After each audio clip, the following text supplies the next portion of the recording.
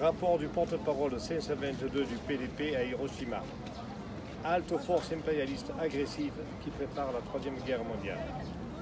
La nature agressive du sommet du G7 devient de plus en plus évidente.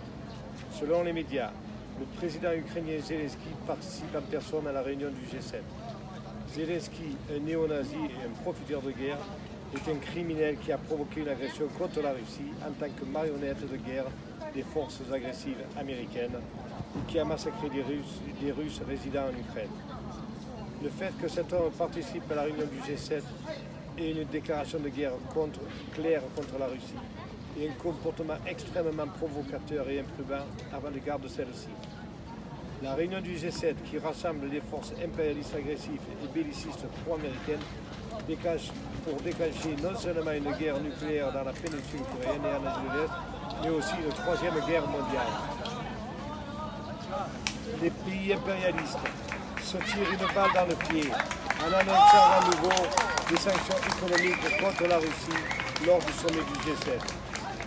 Le haut fonctionnaire américain affirme que tous les pays du G7 se préparent à mettre en œuvre de nouvelles sanctions et de nouveaux contrôles d'exportation. Plus exactement, 70 entreprises de Russie et d'autres pays seront inscrites sur la liste noire du ministère américain du Commerce et 300 sanctions supplémentaires seront imposées. La raison pour laquelle le Japon et l'Union européenne se sont opposés au projet américain d'interdire toutes les exportations vers la Russie en avril dernier et que ce n'est pas la Russie qui a souffert de la crise économique et de l'effondrement des moyens de subsistance causés par les sanctions. L'été dernier, Viktor Orban, Premier ministre hongrois, a comparé les sanctions contre la Russie à l'Union européenne qui se tire une balle dans les poumons. Les pays impérialistes agressifs se tirent à nouveau aveuglément une balle dans les poumons. Suite aux résultats du sommet du G7, une troisième guerre mondiale semble inévitable.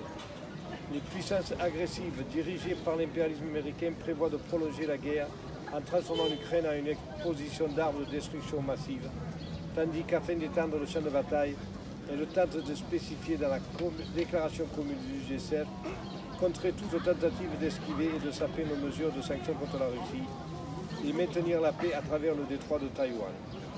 En outre, les principaux thèmes du sommet États-Unis, Japon, Corée du Sud porteront sur l'échange d'informations en temps réel sur les missiles nord-coréens et sur le renforcement des exercices militaires trilatéraux conjoints en vue d'une frappe préventive sur les armes nucléaires de la Corée du Nord.